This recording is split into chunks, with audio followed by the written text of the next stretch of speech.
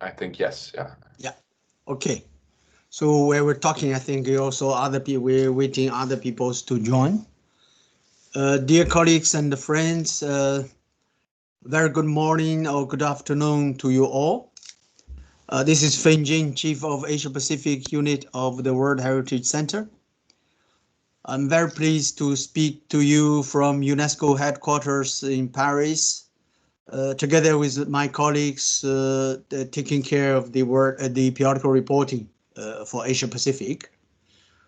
So welcome to all, and thank you for attending the fourth Thursday morning training session organized by the World Heritage Center for periodical reporting exercise.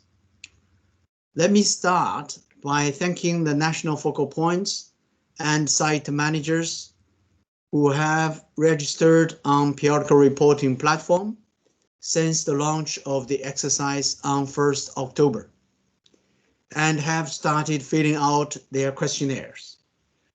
This week's session focuses on section 2 of the online questionnaire, which is to say the implementation of the World Heritage Convention at the level of each World Heritage property. And it is mainly focusing on the state conservation of the natural and cultural heritage and mixed World Heritage properties. We have dedicated a slightly longer session to this topic, as we know that it is an important aspect of your reporting exercise with around 180 questions. Section 2 is a substantial topic to cover and will represent an important task for all of you, be it as a national focal point or as site managers. Our Thursday morning training sessions are organized for national focal points in the Asia Pacific region, but we encourage you to share this video along with all the training resource materials with the site managers in your respective countries and other responsible authorities such as national commissions for UNESCO. An accessible link to this session and a copy of the presentation materials will also be shared in the 24 hours following our session.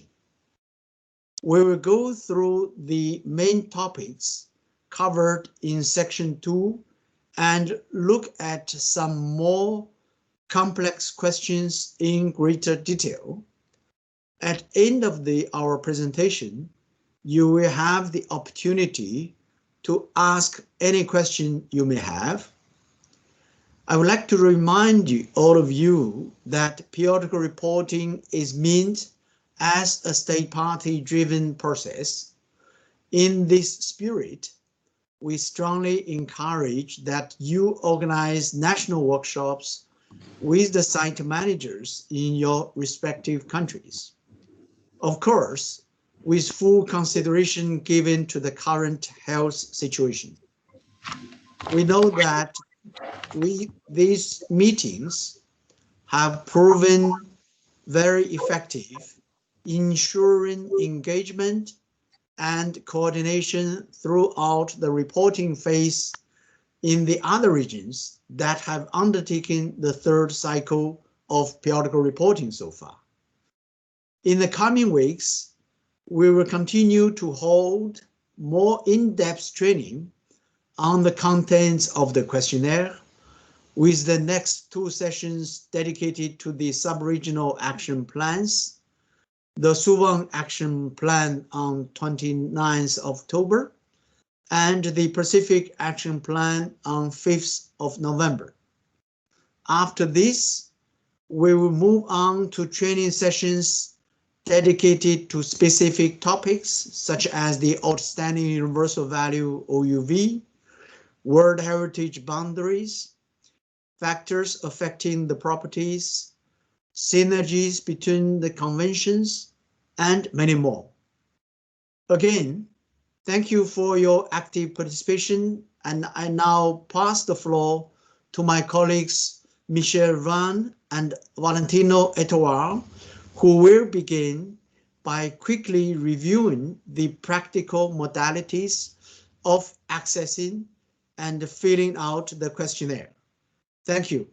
Now the floor is yours, Michel and Valentino. Thank you very much, Feng. I think I would like to start with emphasizing the point that Feng had just made regarding the we encourage you very strongly to share all of the resources that you have received, both within these workshops, as well as the resources that we have sent to you online, to your site managers and other colleagues. As mentioned before, since this is a state party driven exercise focused on your country's capacity to do this exercise, we want to be sure that you're able to pass along this training to your site managers, and that includes access to the recordings. The recordings, as mentioned, are in links sent after the meetings. We will send emails with links to the recordings, but we will also have all of this accessible on our Teams platform, which most of you should have access to by now. If you have not, we highly encourage you to contact us to get access or figure out how you can reach these resources. While they are supplemental, they are very helpful and informative. Valentino, if you'd like to discuss briefly about access to the questionnaire and maybe specific points or whatnot.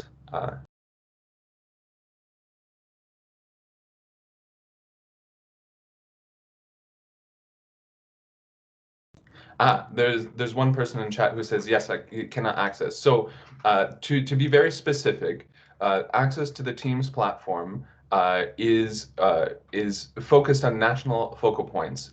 They are able to share with links. They're able to share with the site managers links to these places. If you are a national focal point, you should be able to receive links to resources and materials that you can forward to your site managers. And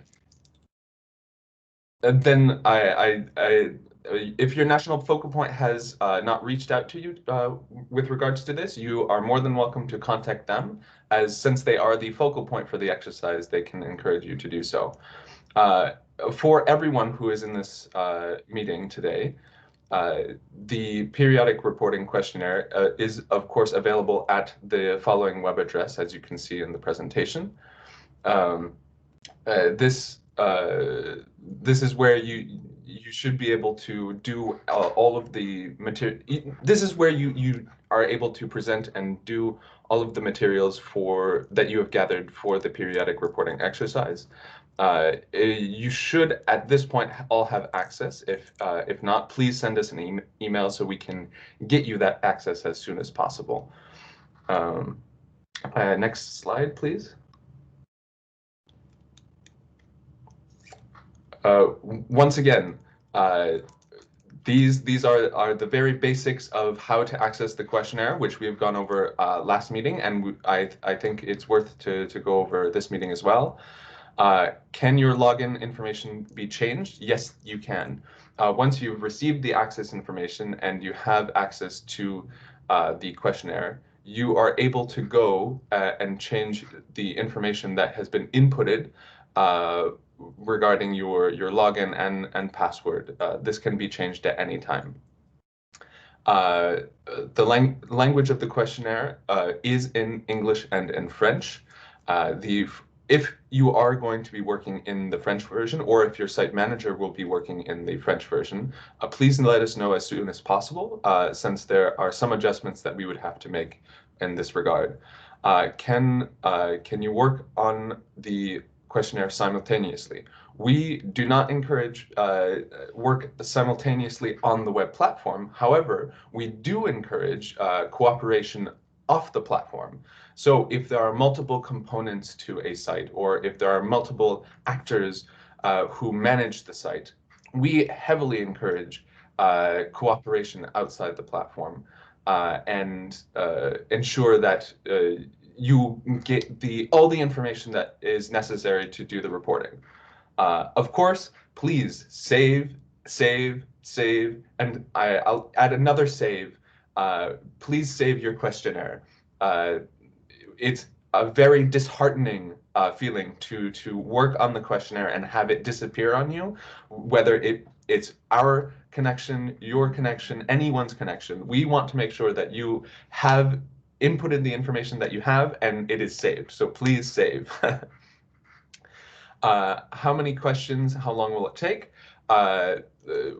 It will take a decent amount of time. We will, at least for section 2, go over with how many questions and how many chapters there are. And for national focal points, of course, we reviewed the sections of section 1 in the previous section, accessible in the recordings that we have sent to you last week. Should I work only in the online tool? It is highly encouraged that if you want to only work in the online tool, please make sure that you have the information saved in another spot and continuously save. The online tool does have a lot of resources in terms of being able to give you guidance and answer questions regarding to the subjects at hand. Can you see the answers from previous reporting cycles? We have put in some work to ensure that the answers and information from the previous cycles have already been inputted into the questionnaire. Unless Valentino has something to say about this point in particular, that is my understanding of it. If you got logged out or if you're having difficulties accessing, please be sure to either contact us or try logging in either at another time. Sometimes, as seen in a previous workshop, there are sometimes difficulties accessing the website which are beyond our control, and we just encourage you to try logging in again otherwise. Character limit in the comment boxes. This is mainly to make sure that we are able to collect a decent amount of information and analyze it properly. If we have too many long text, it makes it far more difficult. So we try to keep it at a reasonable character limit so you can input the critical information, yet leaves you room for flexibility. Questionnaires for serial and transnational sites. This is a subject that we will go over on, I believe we'll briefly discuss this today, but I think there'll also be a session dedicated to this question. And otherwise, if you need any help, we are, of course, available and ready to assist. I will also read Valentino's note in chat, which says, please note that only registered emails from site managers or national focal points have access to, have received the access emails to the questionnaire. This means that the people that have been registered by your state party will be the ones who have access to the questionnaire and have been designated as the individuals charged with inputting the information to the questionnaire. Unless I've missed anything critical, I think I will pass it to either Valentino or Anatole for the next section. Okay, thank you very much, Anatole. Good morning, good evening, good afternoon to everyone. Just for this one addition for you, this I can see in the chat someone has said who has the final say.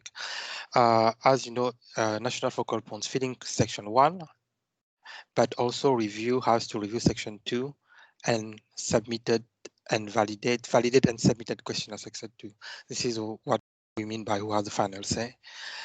And can I see the answers from previous reporting cycles? Indeed, that you for section 2, especially for section 2, when it comes to factors affecting the properties, you will be able to see what has been reported in the previous cycle questionnaire, so that this can also help the site managers to know if it's a new site manager, what his previous colleague has filled in the questionnaire in the previous cycle. This is it on my side. Just pass on now the floor to Anatol.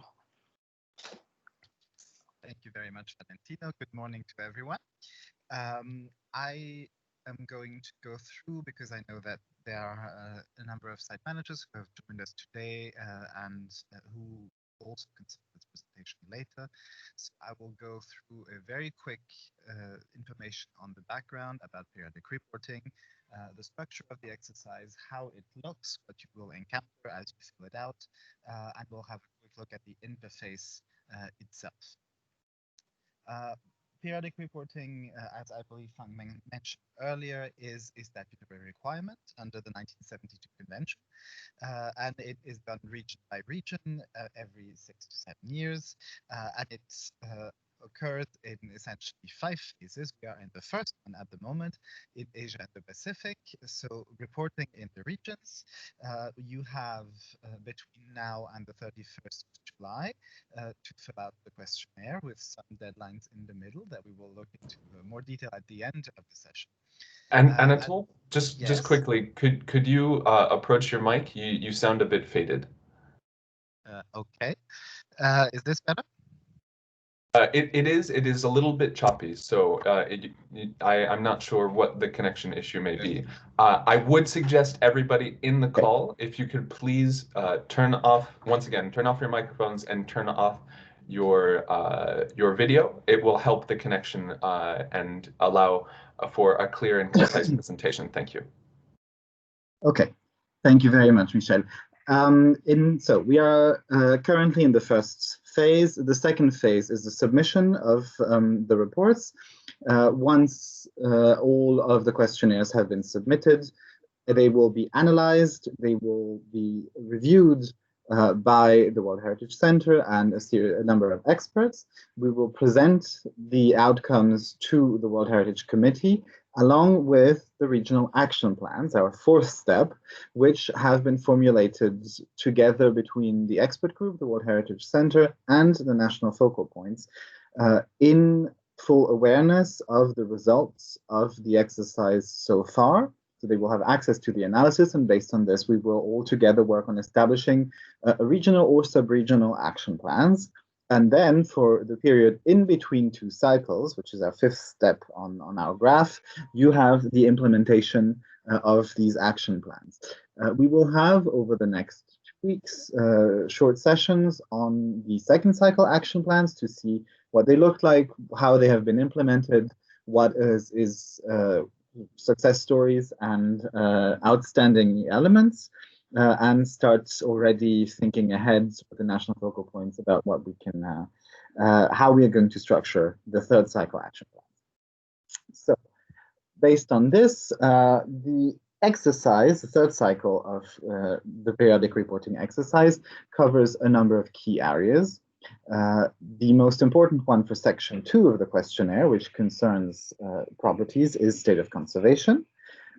But we also have a strong emphasis on synergies between the 1972 World Heritage Convention and other conventions and recommendations. There is, of course, an emphasis on sustainable development and the Sustainable Development Goals of the 2030 Agenda of the United Nations.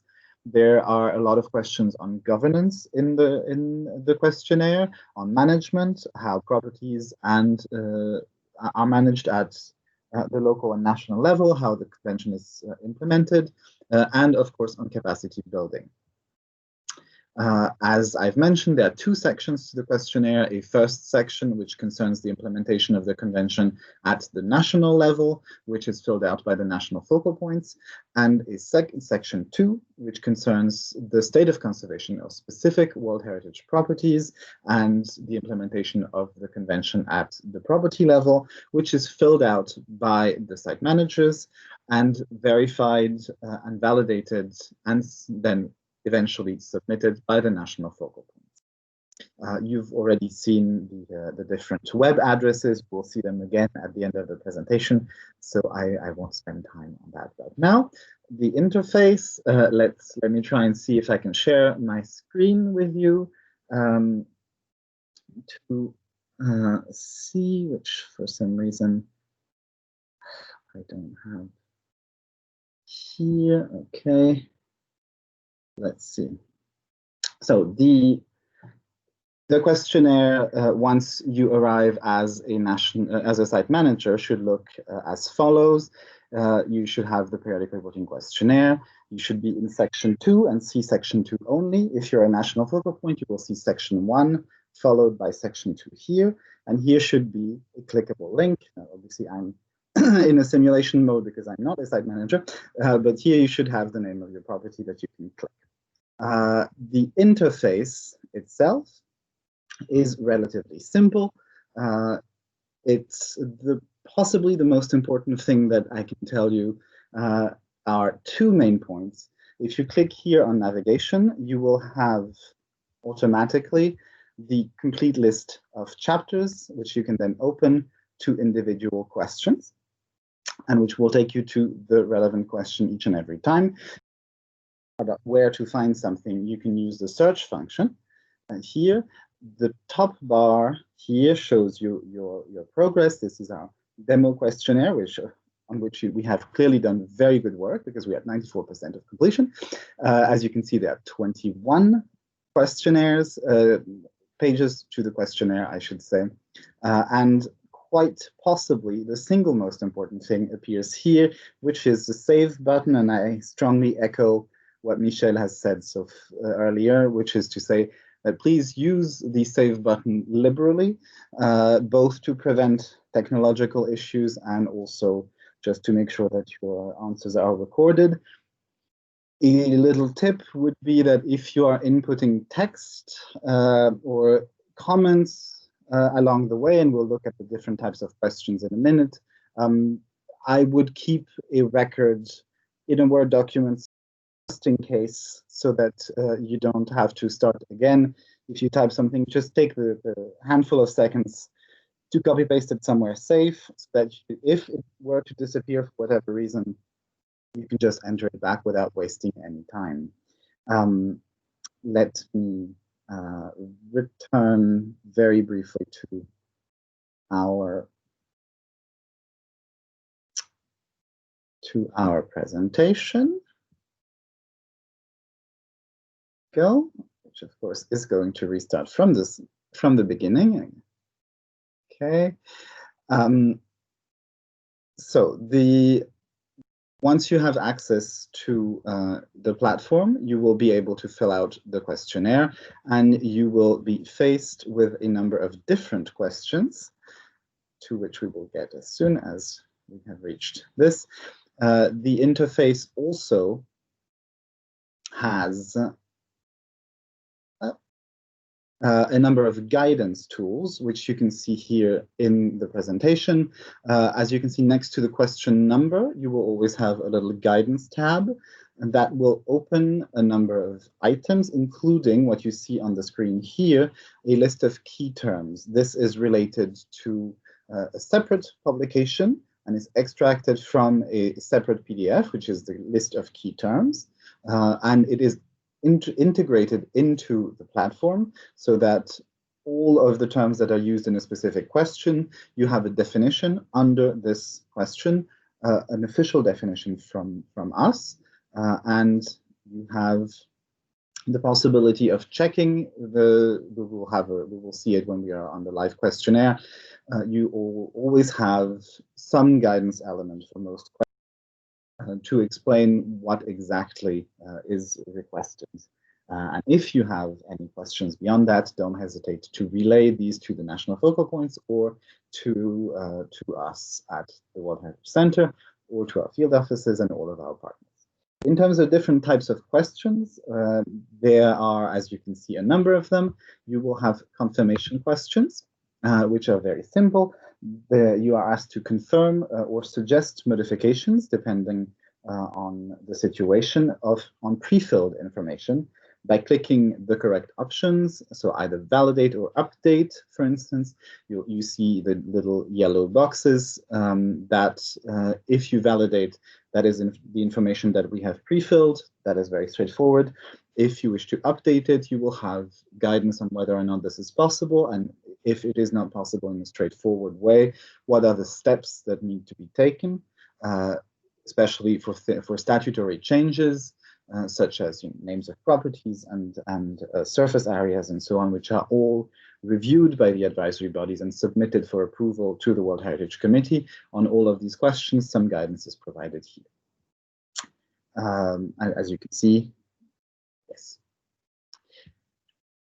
Radio buttons are another one of the simple questions. You will choose the most relevant answer, and there is only one answer possible.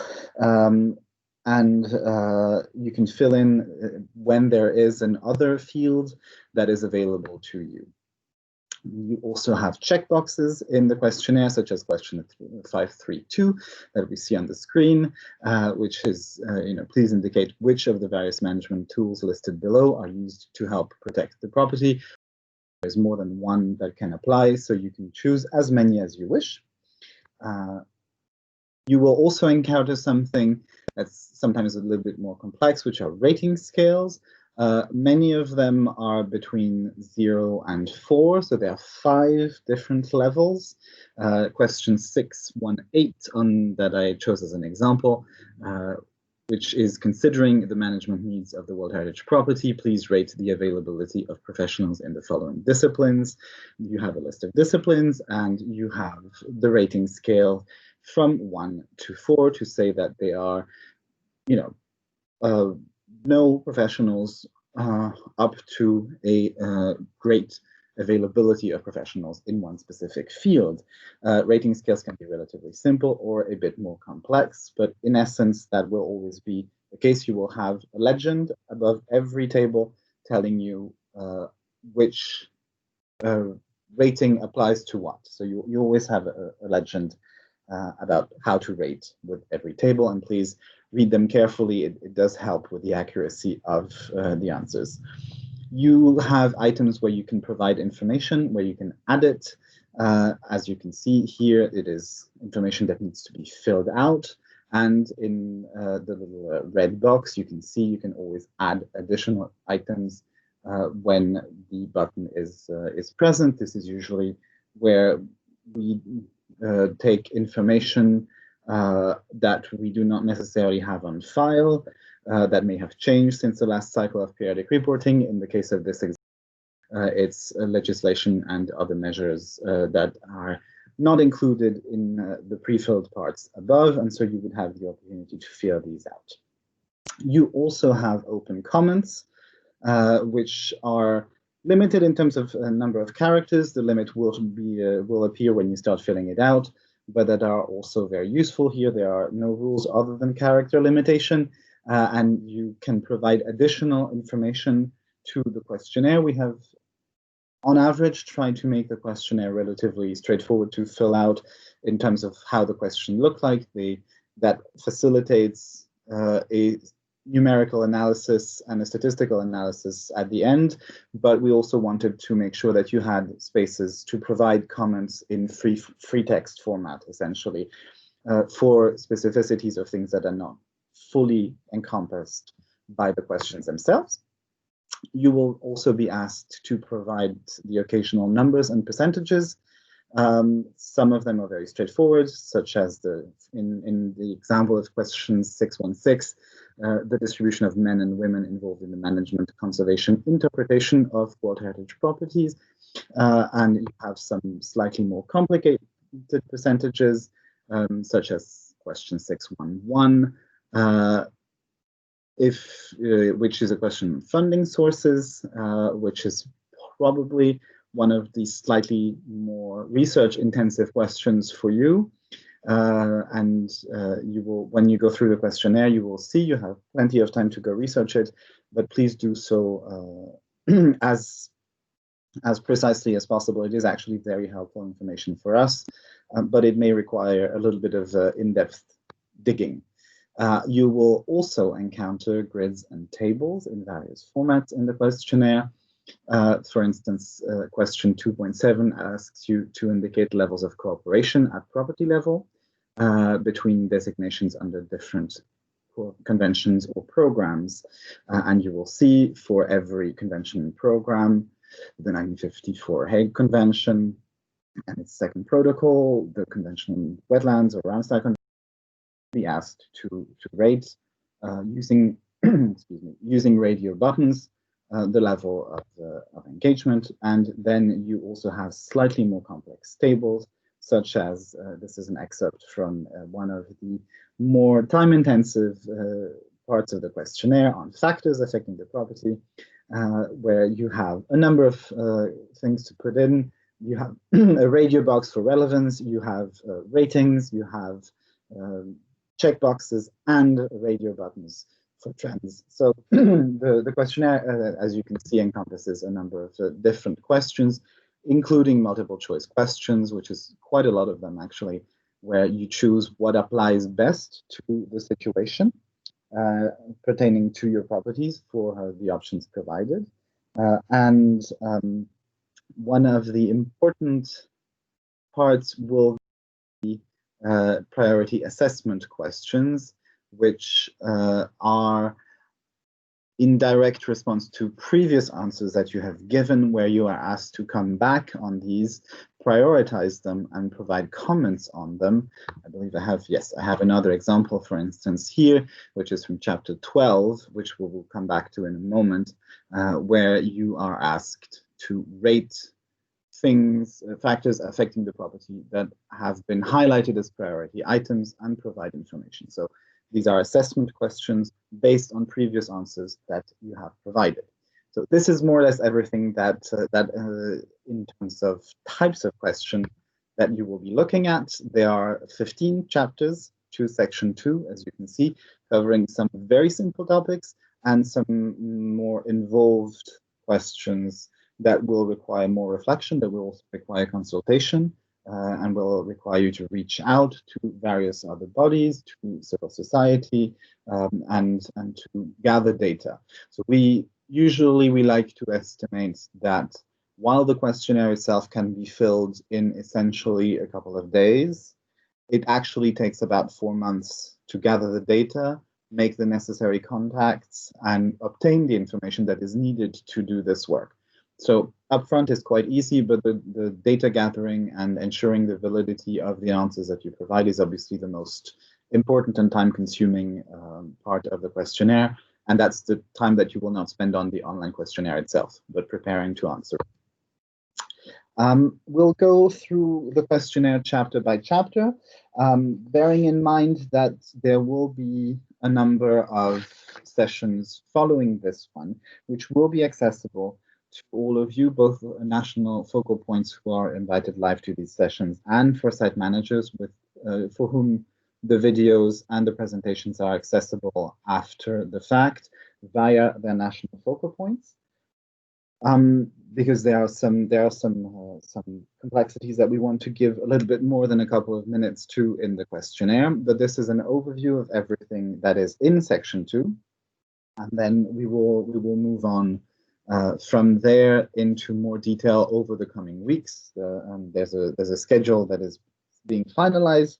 We're looking first at action plans over the next 2 weeks, and then after that we will look into more detail, and I'll flag especially these questions where we will look with more detail at the questionnaire. Let me try and share the live version of the questionnaire, which is a bit more interesting. Go. So section 2, chapter 1 concerns World Heritage property data. It's quite straightforward. You will be asked to provide information or validate existing information that has been pre-filled by us at the World Heritage Center on the basis of our archives regarding basic data for the property, which is name of the property, the year of inscription, geographic coordinates, maps that we have on file, and we also ask, as you can see here at 1.5, information on web and social media data of the property. We're trying to update both our website and our records so that we can link to the correct websites and to the correct accounts. This is something that was still let's bear in mind that the last time that we went through this cycle was in 2012 for Asia and the Pacific, which means that a lot of this information is now very, very updated, if we had it at all. So this is a good opportunity for you to share with us all of your communication and outreach platforms. You will also answer questions about who is involved in filling out the reports, organizations, and entities. This is a relatively straightforward chapter. The second chapter here, always with our save button, is about other conventions and programs under which the World Heritage property is protected. This is an important chapter as it asks about synergies and cooperation with other conventions and programs which interact with the 1972 World Heritage Convention and that are relevant to your property. National focal points will also remember that this echoes questions that are asked in section 1, where very similar questions are asked at the national level about the interaction between the World Heritage Convention and other conventions at a broader scale and at a national level. I believe that my colleague Akane Nakamura, who is our specialist for natural heritage, had a specific point to make on this. Akane, if you want to take the floor. Hello, everyone. Sorry, maybe just one point of information. So in addition to the ones listed here, so it's basically the same. All the list is the same as section 1, but there are more sites which are both World Heritage properties and also FAO globally important agricultural heritage systems known as GIAS, especially in Asia. So if the site is also GIAS site, so we would appreciate if you could also mention this in this chapter. So thank you. Thank you, Akane, and this is a great way of introducing the comments boxes. So question 2.8, for instance, would be a great place to provide additional information, and you could indicate indeed cooperation with the GIAS system in here.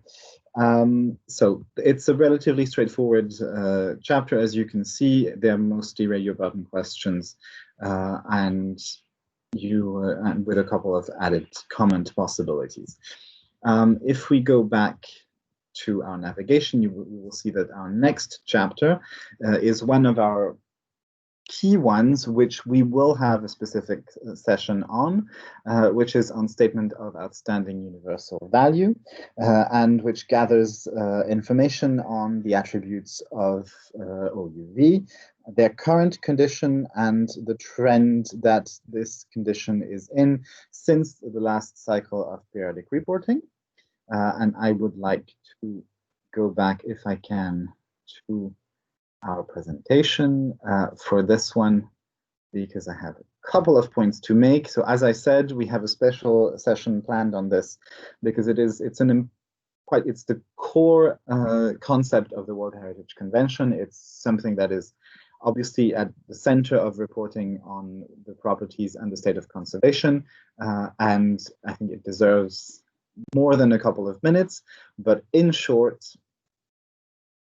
let me just scroll through this. Unfortunately, Teams resets the presentation every single time that I change it in my view.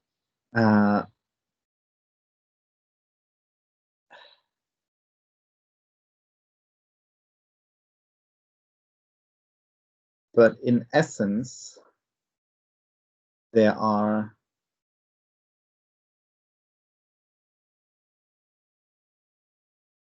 be helpful if my presentation would load. Okay, here we go.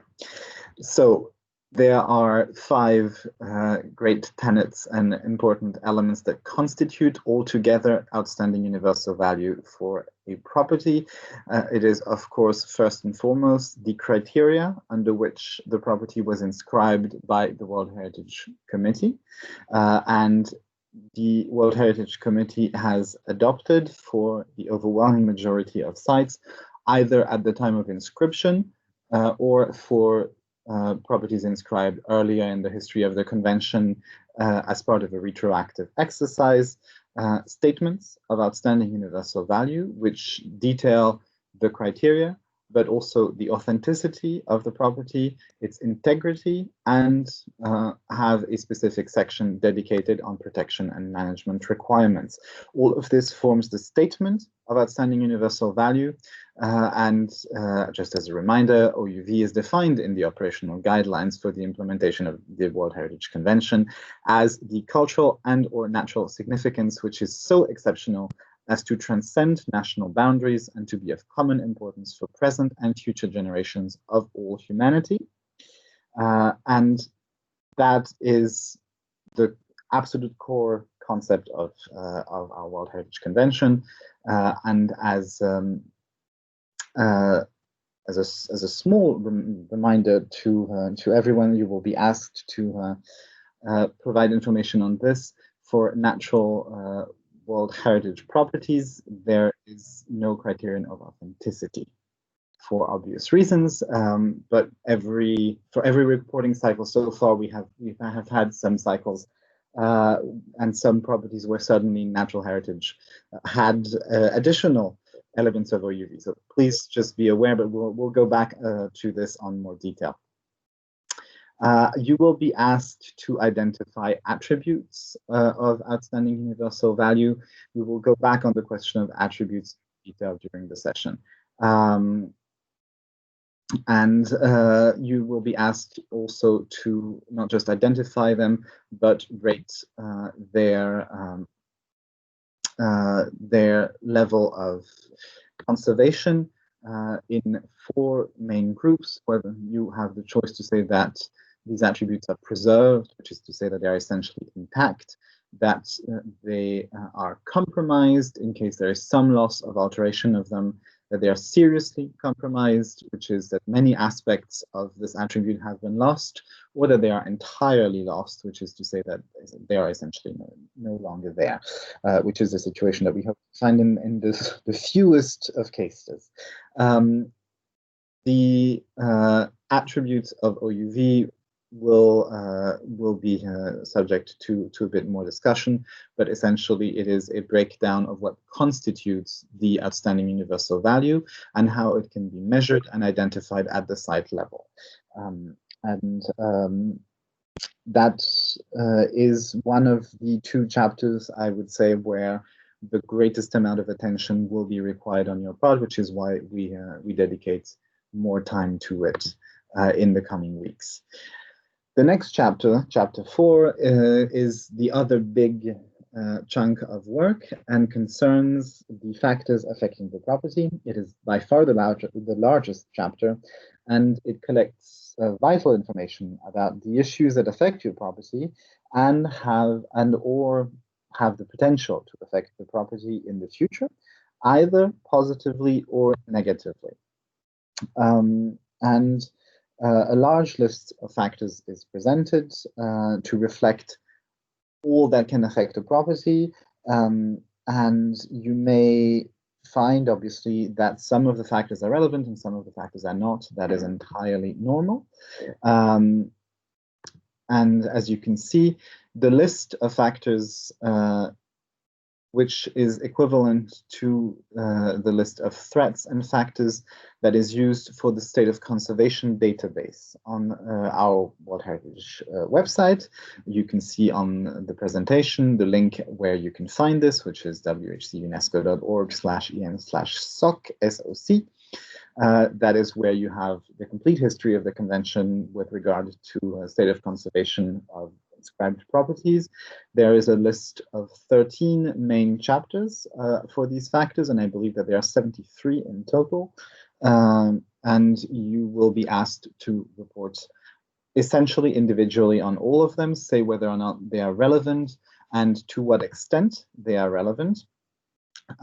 So when you look at a specific factor, and in the questionnaire, you will see examples, which are taken from guidance documents again, of what a factor means. For instance, on the screen, you see commercial development. What is an example of commercial development? Skyscrapers, large shopping malls, and encroachments and changes to the skyline property. If the factor was reported as relevant in previous reports, which is to say that the property has undergone the first or second cycles of periodic reporting, and a factor has been considered by the person who filled out the questionnaire at the time as being relevant, this information will show up automatically in your questionnaire.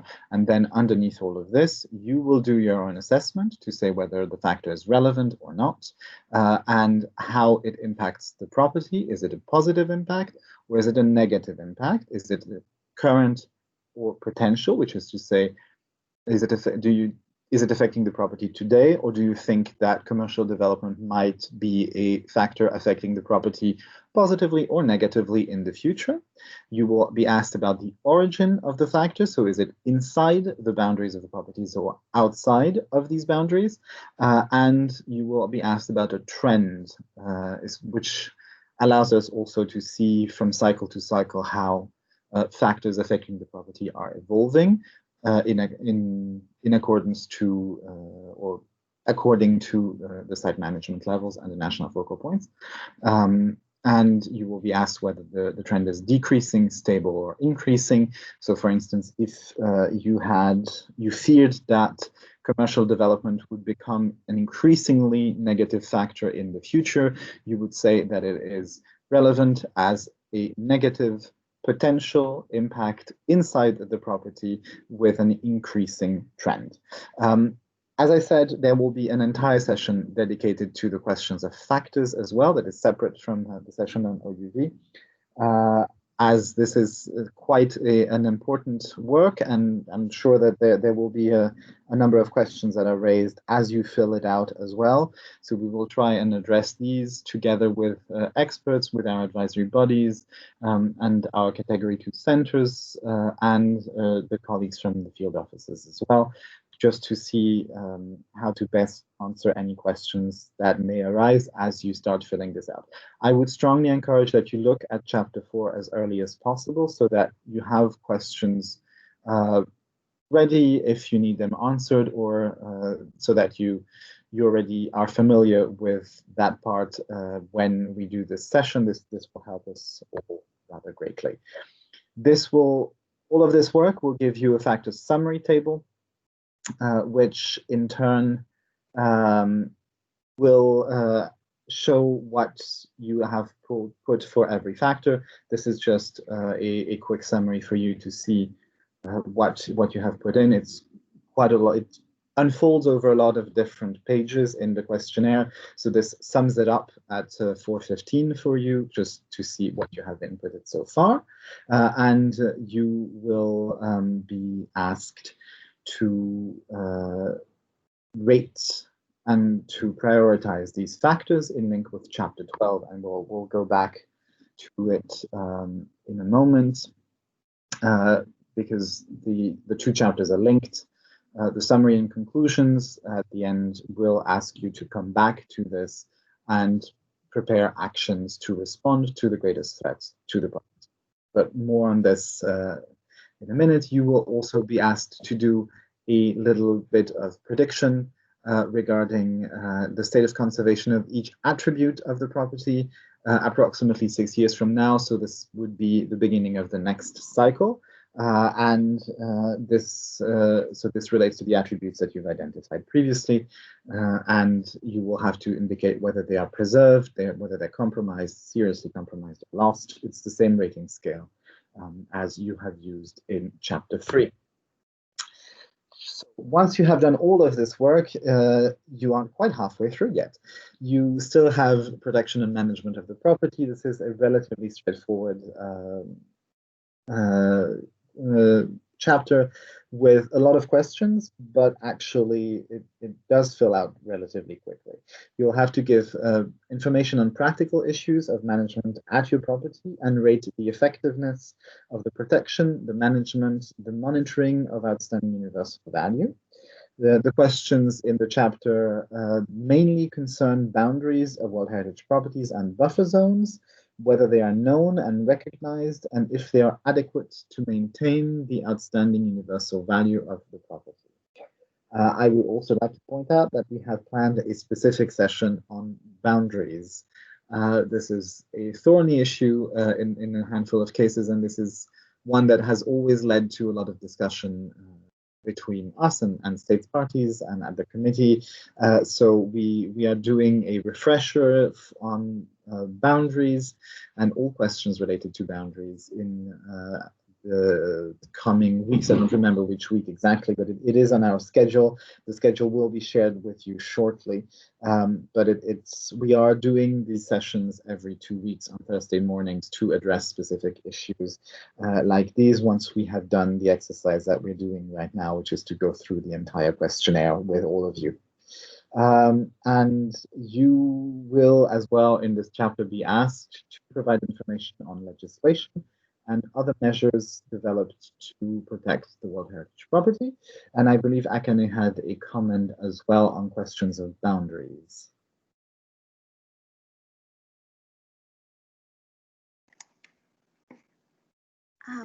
Yes, maybe just clarification. So here we talk about buffer zones, is World Heritage buffer zones, which also buffer zones have World Heritage buffer zones are also approved by the World Heritage Committee. Also, it's not part of the nominated property, but there are also buffer zones sometimes which are under national legislation. So there are sometimes mixed up with those two. So please make sure that here we talk about World Heritage buffer zones. Thank you. Thank you very much, Akane. So that is it for chapter 5. If you look into it, it looks a little bit scary, but it's actually quite straightforward. And you can see that it's quite a lot of questions. 2 points to make on here that relate to protection and management for the property. There is the policy document on the impact of climate change, which is currently being revised, but you still have the version from 2006, which you can find on our website, as well as disaster risk reduction questions on our UNESCO World Heritage Center website as well. The 2 links are in the presentation. The presentation will, of course, be shared with you as previously within the next day, essentially, with the video. Chapter 6 concerns questions of funding, financial and human resources. You will have to outline the funding available for the conservation and management of the property. You will have to rate the adequacy of the budget for management needs and the availability of human resources and the levels of capacity building that exist today. This is relatively straightforward. It might require you, this is one of these points that we like to highlight on questions of numbers. Sometimes you may not have all of the numbers at the ready, so please don't hesitate to reach out, to research, and to double check these numbers. They are rather interesting for us because we don't get at the level of the convention as a whole and at the global level to have these numbers very often. So the more accurate they are, the easier for us it is as well to reflect at a large scale on funding at World Heritage Properties. It also allows us to appeal to states parties if there are trends that World Heritage Properties are underfunded or that there's not enough capacity building efforts and so on and so forth. This information actually allows a great deal of advocacy work for World Heritage at a regional and a global level. So we thank you in advance for the accuracy of your inputs on this question. The next chapter 7 is on scientific studies and research projects. This is a direct response to Article 5 of the Convention, which asks that to ensure effective and active measures are taken for the protection, conservation, and preservation of the cultural and natural heritage situated on its territory, each state party to the World Heritage Convention shall endeavor, insofar as possible and as appropriate for each country, to and we're skipping a couple of points, but the relevant ones for this chapter are to develop scientific and technical studies and research, and to foster the establishment of national and regional training centers. All of this will be subject to reporting in this chapter. It's relatively straightforward. It's essentially to see whether available knowledge, both scientific and traditional, this is rather important, about the values and attributes of World Heritage properties adequate, and whether there are research programs that are directed towards the management needs of the property and the improvement of the understanding of the property's OUV. So this relatively easy. Chapter 8 concerns education, information, and awareness building. It's to gather information on the existence and the effectiveness of World Heritage education programs and heritage education and awareness programs in general at the property level, and the general services dedicated to education, information, interpretation, and awareness building. National focal points will also remember that they have a very similar chapter in section 1 concerning the same issues at the national level. So you have the two levels. This concerns property level specific programs and awareness building activities. This should be relatively easy for you to fill out, but might require a little bit of outreach, especially to gather the entire breadth of what is being offered. So take your time filling out this part of the questionnaire. The next chapter is another important chapter in terms of information for us. It helps to gather information on tourism activities and visitor management at the World Heritage property that is being reported on. You will be asked to provide information concerning the security, concerning how you secure the effective management of tourism and how that is aimed at preserving the OUV of the property. And you will be asked how visitor or tourism revenue contributes to the management of the World Heritage property. Other types of questions will concern the balance between visitor experiences and the capability to maintain the outstanding universal value of the World Heritage property. The aim being to analyze whether or to what extent the tourism industry can cooperate with site management and how this interaction works. So this, I would be grateful if you can spend some time answering this. Tourism, as we know, is an important factor that for many properties, and it can be, this is something that we know and that has been many times by the previous cycles of periodic reporting, that there are a number of interactions between tourism that can be both positive and negative, so between tourism and OUV. And this is a good way of having a more holistic picture of this interaction. Chapter 10 is on monitoring, which is where you will be asked about whether monitoring programs and indicators exist for the property, and whether committee decisions related to your property have been implemented.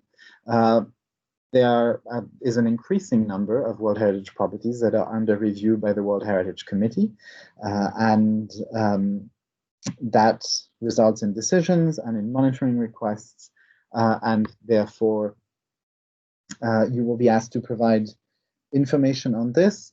Just as a side note, if you go to our website, you can find on the page for each World Heritage property, you can find the decisions and the relevant information on two places, both if you go to the page of the property in question, and also if you consult the SOC database that I mentioned earlier, so the State of Conservation database, which is publicly accessible for anyone through our website. And you will have the list of all of the decisions.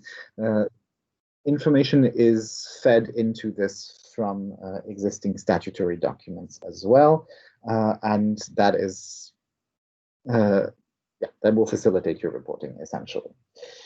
For Chapter 11, which concerns priority management needs, it is an automatic list of all the management needs that require further action, which have been highlighted in the section of the periodic report, and you will be asked to identify priority management needs. So management is part of several of the previous chapters, and based on the information that you have provided, there's an automatic summary that occurs here, on which you provide inputs and ratings and so on.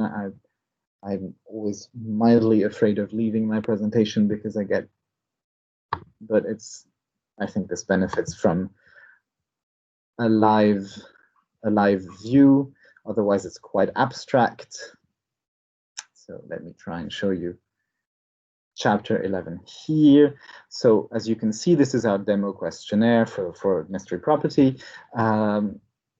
So it's already been filled out to some extent, but as you can see, based on the answers to previous chapters, you can see chapter 5, chapter 6, chapter 7, 8, 9, and 10.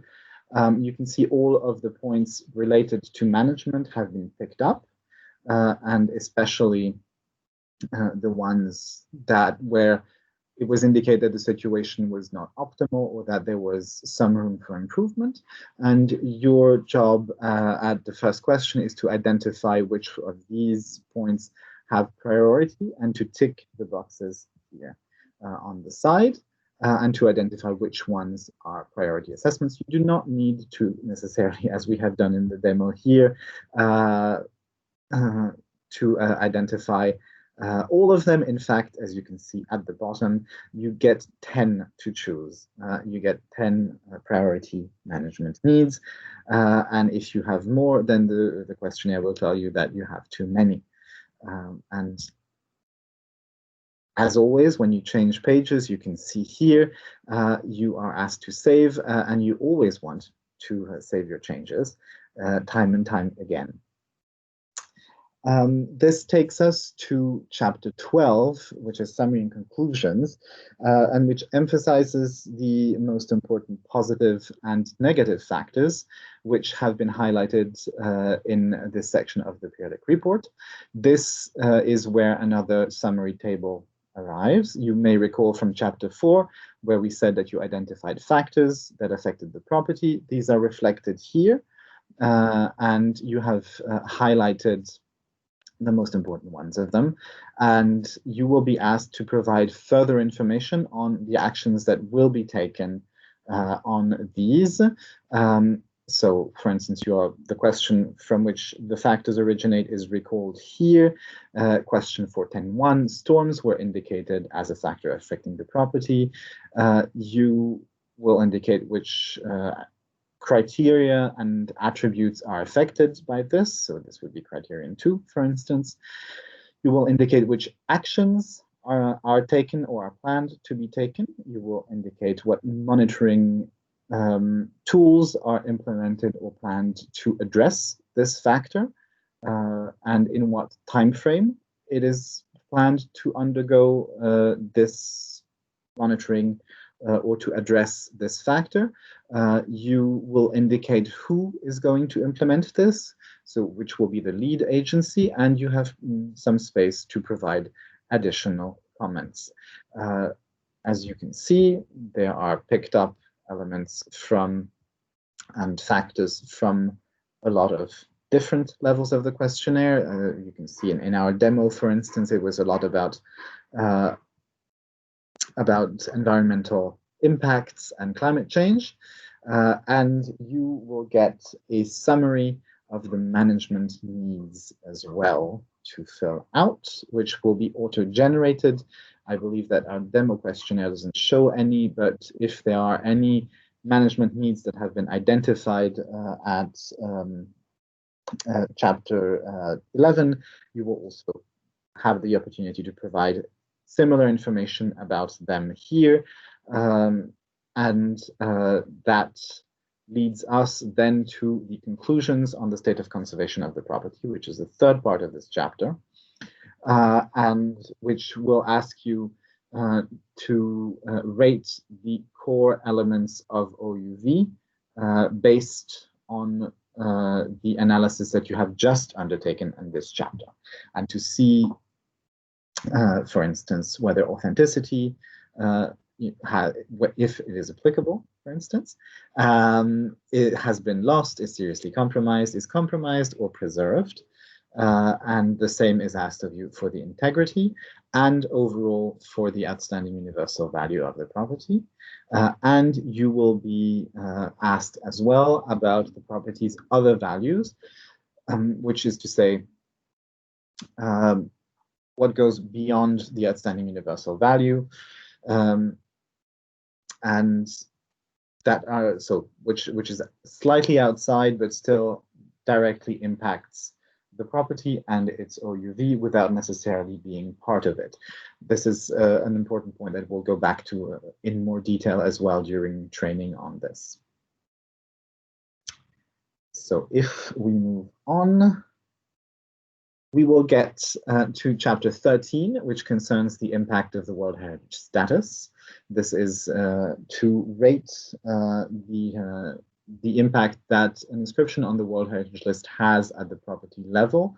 This is a rating scale, as you can see, and there are different areas that can be impacted negatively, positively, or neutrally, not at all, if they are applicable, and how the inscription on the World Heritage List has impacted these areas for the World Heritage property. And you also have the opportunity to provide some comments. Then an important part is the provision of good practice examples for the World Heritage Convention. We have been undertaking a great deal of effort at the World Heritage Center to gather good practice examples both at the national level and at the property level, so that they may be shared with other states parties and with other stakeholders of the convention, so that everyone can take inspiration from things that have gone well and from the lessons learned from various properties. So if you have good practices that you wish to submit, we strongly suggest that you do so here.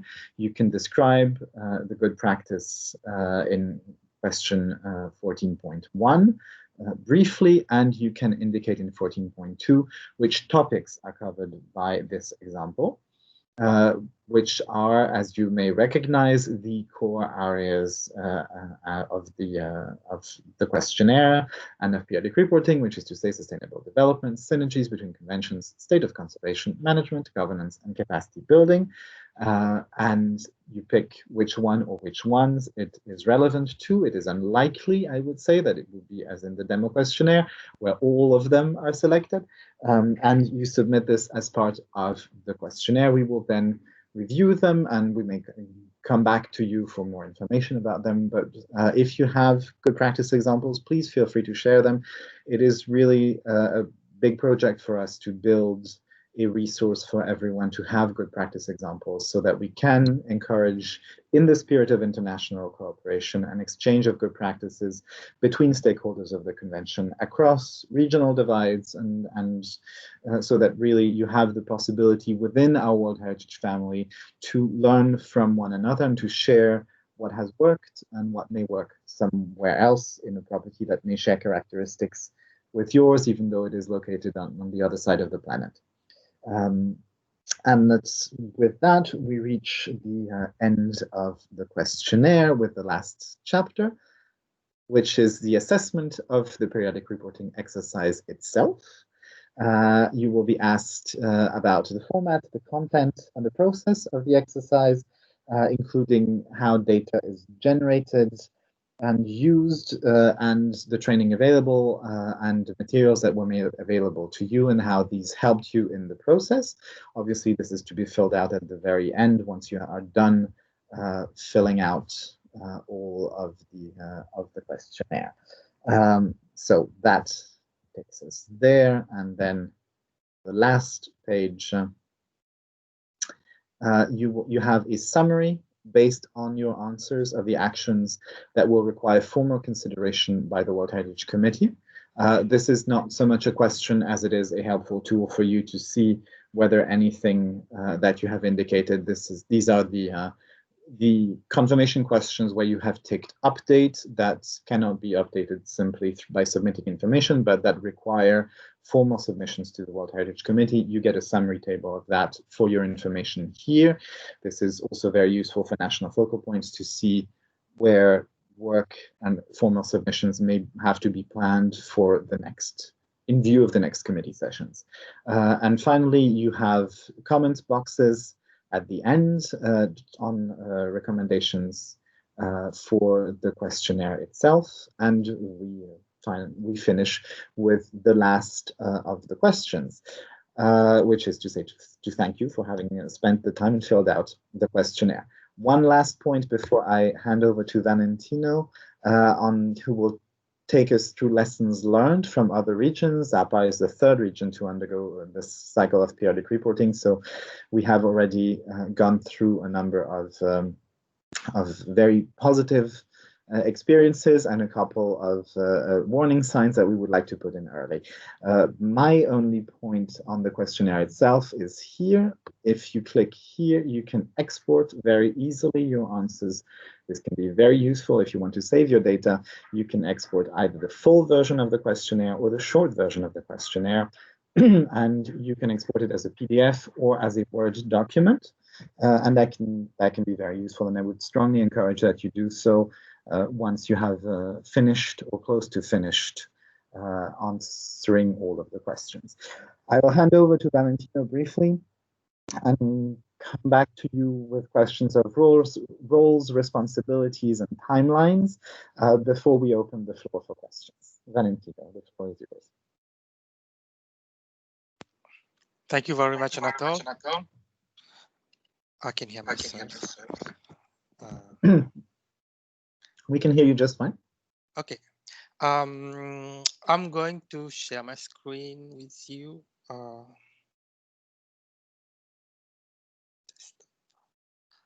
here, and just put the PowerPoint presentation. Okay, just as Anatol was saying, that lessons learned from other regions, as he clearly mentioned, that APA region is the third region, and these are common issues that has arisen with site managers and national focal point filling the questionnaire.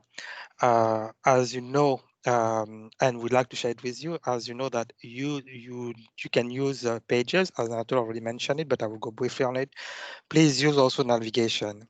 Navigation is very important because it helps you not only to expand the question. You can use these two buttons, collapse and expand button. It allows you to see the questions, all the chapters in one go.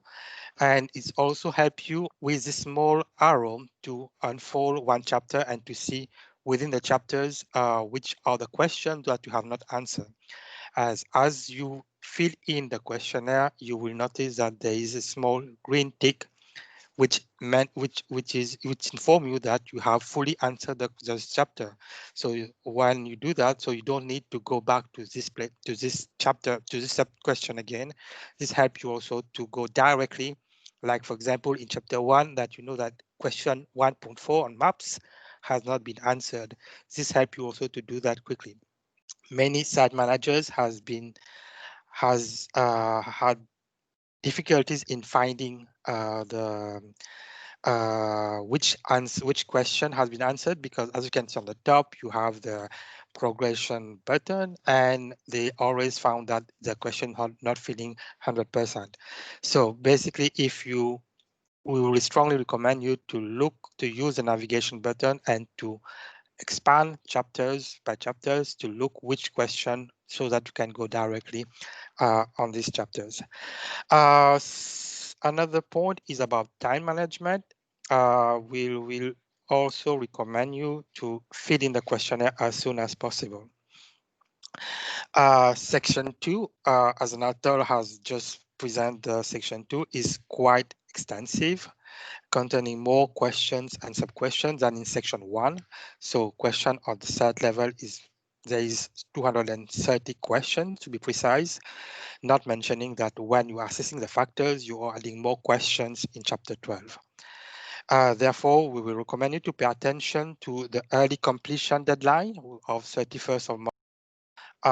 This has proved in other regions when they stick to the completion deadline. This gives us also time for them to go back to the questionnaire to revise it again in case of some issues. And also it means that early filling of the questionnaire, the sooner you complete, the sooner we will have time to review your questionnaire and to liaise with you, national focal points, on any issues, inconsistencies, for example, which might be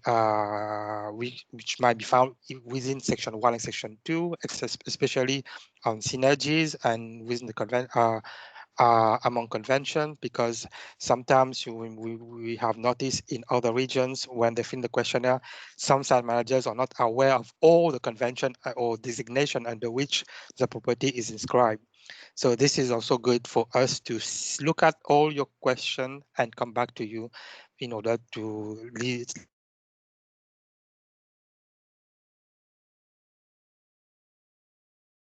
with you. Site managers, we need to gather a lot of information, to gather and prepare information, which will definitely take a lot of time. Some questions, such as defining OUV assessment of factors, as Anatul has mentioned, as present today, priority management needs, finding sources might take more time to gather than other questions because you need to do some calculation also. And sometimes this is important to take into consideration while you're filling the questionnaire. This is an example of funding on the screen where you are asked to identify funding sources, to calculate the project cost, the running costs, and to do all this in percentage. On a technical level, for this kind of question, please note that this project cost, for example, here is in red, you need to add them up to 100%. If your total is less than 100%, the questionnaire will consider as not being answered. So pay attention to that. This is another type of question where you will be asked to estimate distribution of men and women involved in management, conservation, interpretation. And this, when you come to calculate the percentage based on the number raw data that you have, so this might take you time also. I'm going a little back on factors affecting the property. A common problem on this concerning assessment, that you should be aware that all tabs needs to be filled in. It should be completed. There are usually many factors and management that need to assess, and it happens that sometimes your site managers skip some of them because actually when they scroll down, because there's so many scrolling that they skip some of them. There's also especially the tabs when it comes to comments, which usually they have no comments to. But what happens that the question is considered as not answered, and you will see that the tick is still gray. In order to make this happen for comments, we will recommend you to put none if you have no comments, because you have to fill in the tab so that at the end you will have a green tick appear. So that means that the question has been answered. Please bear in mind also for that chapter 4 is linked with chapter 12. This is very important because as the questionnaire interactive, it means that everything, if you modify anything in chapter 4, this impact on the chapter 12, meaning that if you change any answers in chapter 4, you have to go back to chapter 12 to see what changes that has arisen. It is the same for chapter 11, identification of priority management needs. Anytime you modify any answers from this chapter, you will need to go back to chapter 12 because there will be a new, this will generate a new assessment in order for you to provide answers. This is a common mistake that we have, and then it's not considered as answered, is the question like this kind, where you have to put numbers. This question where you have to estimate the amount of time in hours to complete this questionnaire. And usually we have like 2 months, 2 weeks. answers, this is not correct because we want to know only the amount of hours, and you have to put only the data, like the third part where you have only the amount of hours and not weeks, not months, and sometimes we even have like 3% or etc. So be careful when you answer the question, because these are the common mistakes happen, that we have to be specific, because this allows us also in order to analyze the questionnaire for regional reports as a whole, and this will be difficult if we have hours and months and week in one go. And you have also the resources, as you can have it on the platform. Frequently asked question, where you have other types of lessons learned from site managers and focal points, questions that have been asked. All the questions that will be asked also will be updated in the frequently asked questions. In the guidance, you have the key terms, the list of key terms, which is an extract from all the guidance. So you have them in one go. And of course, I will advise you also, site managers, to have a look at the handbook for site managers. This is it from my part. Thank you, Anatole. I'm just giving you back the floor. Thank you very much, Valentino. So I only have a couple more things to go through with all of you. And the most important one is about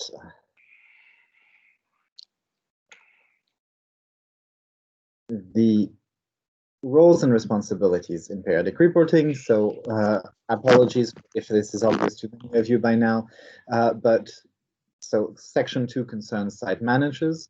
Site managers complete section 2 of the questionnaire, and they submit it for validation by the national focal points, by informing them essentially that it has been completed. I take this opportunity to remind the region of Asia and the Pacific that so far in the third cycle, the other regions have reached, I believe, 100% of completion rate, essentially. So we expect no less from all of you, and we look forward to you successfully managing this. So once the section 2s are completed, the national focal points will need to validate them, which is to say that site managers do not submit them directly to the World Heritage Center.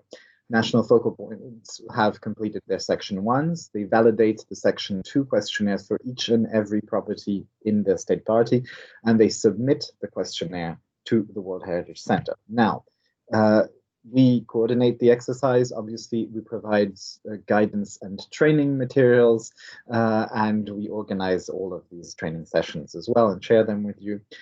And we organize a help desk for the online questionnaire at the wh-periodicreporting@unesco.org address.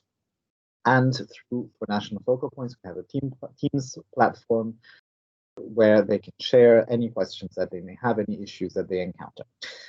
Now, for site managers, there is one thing that can happen.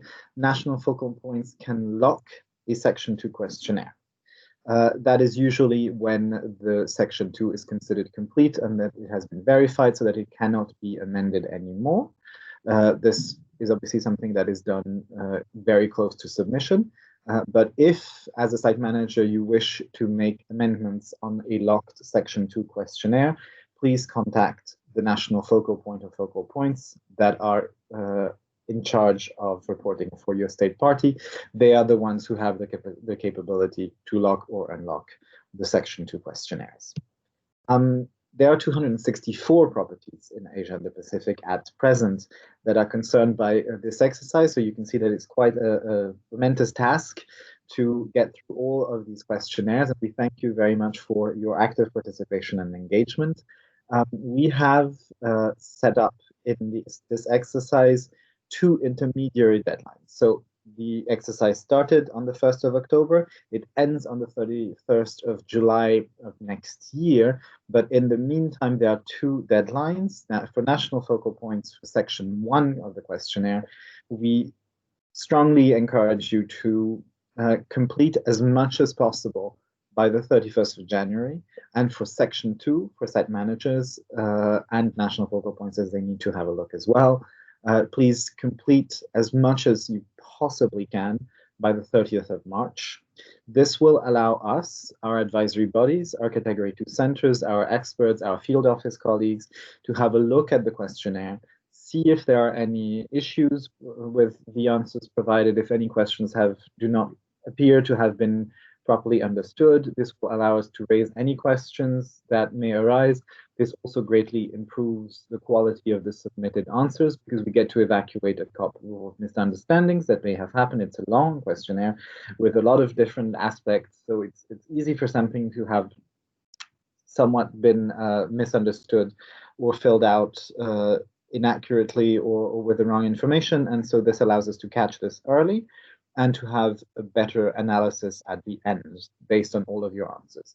So there will be an exchange following these deadlines between you and all of the expert pool and the UNESCO colleagues, so that we can clarify things. This will be done very informally, but this will allow us to, if we see anything that requires further queries, we will get back to you about these after these deadlines. So please, the early completion deadlines are meant to facilitate your work and our work when we do the analysis later on. So please, please, please use them. This will be very useful. And as I've said, the final cutoff deadline is the 31st of July. The report to the committee is foreseen for the following year, so for 2022. And this will be where we submit the report to the World Heritage Committee with the analysis of all of your inputs. Valentino mentioned this already, but all of the tools and guidance are available on our website. And if you go here to the periodic reporting page, so on your landing page as a site manager or a national focal point, if you go to the end, you will have an entire section on guidance and training tools. You have the handbook, you have the videos, you have the tutorials videos, you have all of the training modules, you have the list of key terms, which is also echoed in the guidance material of the questionnaire. So you have it online in the questionnaire itself. It also exists separately, and the frequently asked questions, which, as Valentino mentioned, get updated on a regular basis. And on the basis of all of this, I think that we are essentially through with our presentation, and that we can open the floor for questions. I have seen that a lot of questions have been asked. I've looked at a couple of them. I see that my colleagues have answered many, but yes, Michel, Valentino, if there are things, Akane, from the chat that you wish to raise, please, and otherwise we'll open the floor for questions. Thank you very much. So yes, I think we can start with some of the unanswered questions that passed through chat. We have one that asks, during national workshops, how are we supposed to approach the filling of sections 1 and 2? Any suggestions, red flags, do's and don'ts that we should prepare now before the proposed workshops?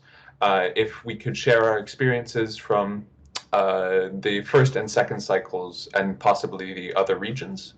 Who would like to take this question? If I may, Michel,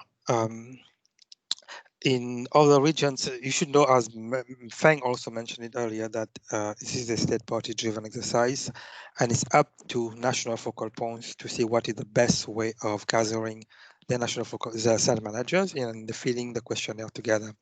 This is in other regions, and it's what feedback we have received. Having a workshop, a national workshop, has been very, very beneficial for all site managers and even for national focal point to clearly understand what are the issues they are having, especially in terms, for example, in terms of management, in terms of legal protective designations. And the best method to do, I would say, that it depends on the situation of the sanitary situation in the country and the way you want to proceed. But it is an open, and it is it's up to the to the national focal point to see what is the best option to do to proceed with in having a national workshop. This is being said, there is also the fact that we will recommend it to do it earlier as possible, because this helps also as we said that there's an early completion deadline, which will allow everyone to fill in the questionnaire and to submit in due times by this deadline of 31st July 2021. Yeah, thank you. Valentino, I think this is very important to share the experience of other regions where the question addressed also what did we do for the first and the second cycle. I'm lucky that for the past 20 years, from 2000 when we launched the first cycle in Australia, up to now the third cycle. Now for the Asia Pacific region, particularly first cycle, it was the questionnaire was a sort of printout. It's a physical one. So we send out to all the national focal points and site managers to be filled in. Second cycle, there are certain questionnaire, and then this questionnaire went through expert review. I think this peer review process by a group of international experts, I think it's quite important. In particular, this been tested with the national focal points and site managers. So now the current third cycle started from the Arab region. I think the conduct of the business or the running of the exercise is being quite successful, in the sense that the questionnaire now developed, where you are asked to fill in, is quite addressing the issues on the ground, in particular section 2. So the national workshop, as we said, it's a good opportunity for you to gather together vis-a-vis the responsible ministries, the line ministries, and also the site managers, to do a self-assessment on the health, on the state of conservation of sites. So I think that is it's a good way. How to answer the questions are technical issues, where the opportunities are given through the organization of the national workshop. The site managers, the experts, the responsible officials can share their knowledge, experience, and also I think this is a good way of getting together. And then that is, I think in that sense, the national workshop is recommended. So I think this is important. I stop here. I think let others to also, any other questions? Yes, I think the only thing I will add is, of course, all of the resources that you would possibly need to run the workshop are accessible online, as we've shown, and recordings of the sessions are available to all, especially national focal points are able to share this. The next question that we have is regarding how many countries have translated the questionnaire. I think I can start this by mentioning that very early on in the process, I believe in June or July, we sent out Word versions of the questionnaires for translation. Now, I don't think, do we have a solid count on how many state parties have translated the questionnaire? Or since, once again, this is a state party driven exercise, we encourage you to take control. Yes, actually, so we do, so with regards to the handbook, there has been some requests regarding the handbook, and I think I'll leave this to the others to explain, but I think for the questionnaire, I don't think we have an official count. Yeah, thank you, Michelle. I think we have sort of quite some training materials as sort of resource materials to guide the process. This, as you said, we shared with the national commissions, permanent delegations, the World Heritage focal points in the region in summer. Now, I think for the periodical reporting exercise, officially, we're on the 22nd day of this exercise. So far, we received some national language versions of the training modules and handbook of Navari from Nepal, Chinese from China, I think also Thai version. Others are encouraged to do so in the process because this is, as I said, this is a 2-year, almost around 2-year cycle of the exercise. We are at the very early days, so I think those materials made available to the center, we will also share on the web page and also the online platform. Thank you. I think Valentino want to add something further. Yeah. Not at this point. You already mentioned everything. I think that's it. As you said, it is we have received Thai version translation and Nepali handbook for the handbook, and I have nothing to add at this point. All right. Unless Anatole, you have something. I do. Just to repeat an encouragement that we have expressed in the past, but if you think that it is useful, we strongly encourage that you also provide translated versions of the questionnaire itself and to site managers. We know it only exists in 2 languages, English and French, and we know that it's not always the easiest. It's not necessarily the easiest set of questions either. So if it can be useful, that's also why we shared very early on all of the files for not just the guidance materials, but also the questionnaire itself. Feel free to have it translated and to share these translations. Just let us know, share them with us as well. But we encourage translations absolutely into international languages whenever possible. This ties into a question that I've seen in the chat regarding all the publications that may have been mentioned today. You will receive a copy of the presentation from today, so you'll have the links to everything from the policy documents to the training and guidance materials and everything else. So all of it will be shared with you. Again, you will get the complete set of the PowerPoints with all of the links. I think the next question says, Dear Anatole, in the first chapter, there's a question regarding validation of maps, yet there are no associated maps considered within the question. Could you please give us a hint? I can, as a matter of fact. So let me just share the screen very quickly. So if the questionnaire, I believe, is pre-filled with information. If there is a map on record, it should show up. If it does not, just go to the World Heritage list, which is on our website here under the list. And you can select your property. Let's pick, let's say, Bangladesh here. You can open the specific page of the property in question. There is a tab called Maps that shows all of the official information that we have on record. And you can see there is a map from 1983, which is probably the time of inscription. And you can consult it here. So if it doesn't show up in your questionnaire, if we have a map on record, it is on the website. I take this opportunity to also remind you that there will be a specific session organized on maps, boundaries, and all the geographical questions. So that's foreseeably, just as a recap, we have a session on OUV.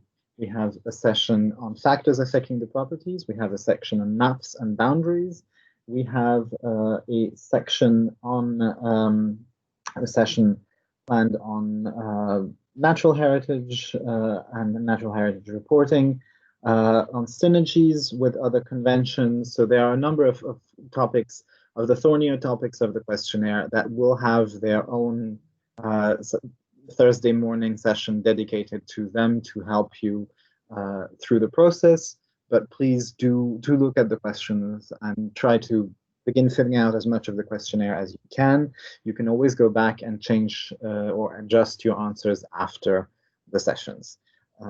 But yes, in general, for statutory, all the statutory information that we have at the World Heritage Center is made available in the most transparent manner possible on our website. On each properties site in the Documents tab, you will have a number of publicly available files, from committee decisions to maps to the public evaluations, and etc. So, and you will have the summaries of previous periodic reporting cycles. At least cycle 1, I believe, is publicly available. So that is the follow-up question to this is how can we update maps? I believe that question can be answered Michel? quite simply. Yes. It can, okay, Michel. Yes. No. Yeah. Okay. So I add here now. This is a good question. It's also an important question. I think together with the periodical reporting exercise, we at the World Heritage Center, we have also the World Heritage Nominations Unit, who is carrying out this retrospective inventory of sites. I think from that exercise, we also did a sort of desk analysis of the situation in the Asia Pacific region. So a total of 28 countries will be receiving or already received the letters from the director of the World Heritage Center requesting the precise cartographic information regarding the sites where the other maps or boundary information are not complete. So this is also a parallel exercise. I think particularly for national focal points, I think you'll be receiving, or you have already received those letters. For instance, Bangladesh, I think we also sent letters requesting precise boundary information, including buffer zone of specific site. Please also attend to that requirement. I think this is also important. Thank you. And just to add on very briefly, the answer to the question is updating of maps. It has to be done as an official request through the World Heritage Committee. This means that while you can think that there is some changes to the map that may be required, during the periodic reporting process, we can only report on this. We cannot change it. Therefore, it is a longer process, but that is also why we have done the retrospective inventory to at least assist in identifying which maps of which properties do need to be addressed. If I may, Michel, also I will recommend you to click on the guidance on the question related to maps, question 1.4, and you have the guidance give you a thorough, all this what has been said in the guidance. So you may wish to look also at the guidance where you get all this information together. We have another question which says, Dear Mr. Anatole, is the validation by the National Focal Point of Section 2 before the 31st of March 2020 or after this date? It is after. As a matter of fact, the validation is done at the end of the process before submission. What we would ask you to do by the end of March is to have a look at the Section 2 questionnaires, but it doesn't need to be validated in the system. It just means that you have a look.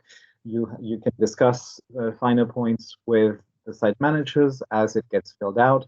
It just means that at this stage, we will, and by we I mean us at the World Heritage Center and the expert groups and the field office colleagues, our category 2 centers and so on, we will start having a look at the questionnaires and raising any questions that we see that need to be addressed, or any questions where either we see that there have been some struggles in answering them, or where the answers are not quite what we expected in terms of the nature of the answers.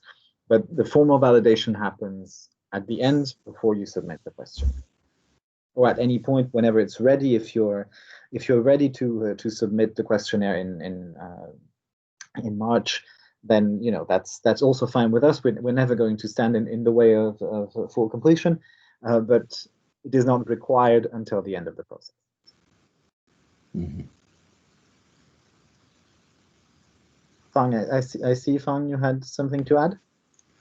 No, I think this is it's okay because maybe now we are on the 22nd day, so I think by end of the month or early next month, I send a circular message to all the concerned parties about I think the process, the rules, and also the deadlines. Although we made this many presentations, I think it's good also put in writing through an official channel. I think that's also good. So keep everyone on the same page, and it's very clear with a clear message. Yeah, thank you. So any other questions or? We have one question which Yeah. asks, can national focal points and site managers fill in the forms at the same time, or do they have to do it in step by step, one at a time, please? If I can answer the question, site managers can see only, as you know, only the questionnaire on the site, and national focal points will see his questionnaire, I mean his section of the questionnaire, and all the other sites within his country. So a national focal point can validate the answers, meaning that he can also change the answer if there is a mistake or something that has arisen, so he can change the answers. But this all normally is done in cooperation with site managers while before submitting the questionnaire. But on the opposite way, site managers will not be able to modify section 1 because he has no access to section 1 anyway. So yes, I just to be absolutely clear, they can work on their sections of the questionnaire at the same time, and it shouldn't cause an issue, correct?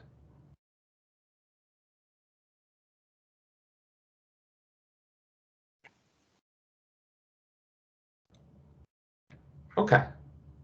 So, Yeah. unless there are any other questions, I think we will pass it to Feng to close the meeting. And apologies for going a little bit longer, but today's topic was very it's a hefty topic. So I'm glad that we went through everything that we did today.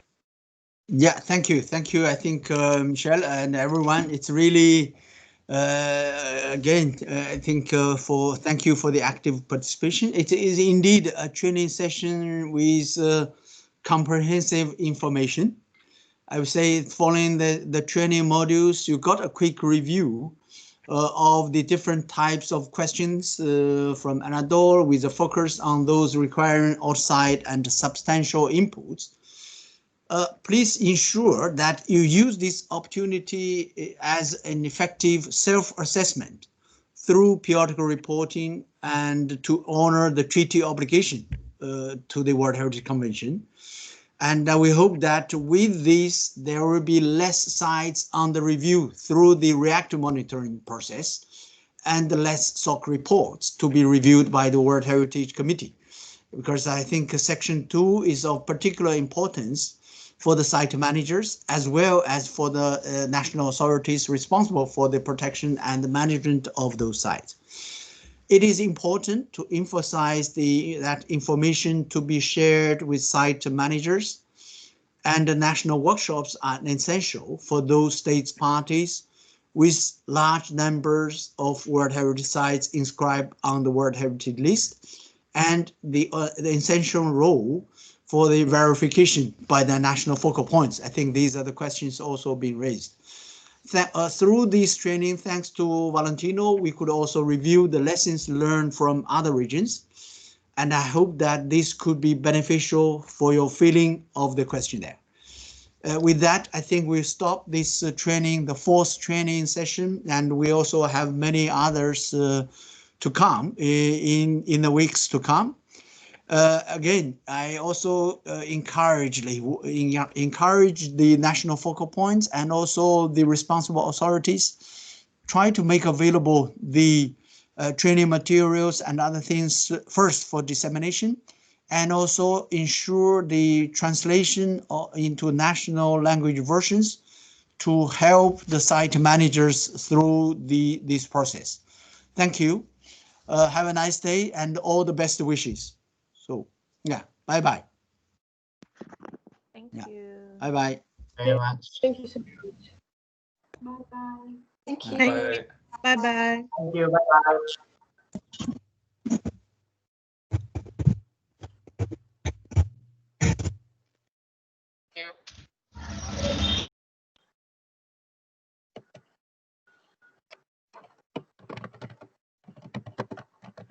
Cơ bản thì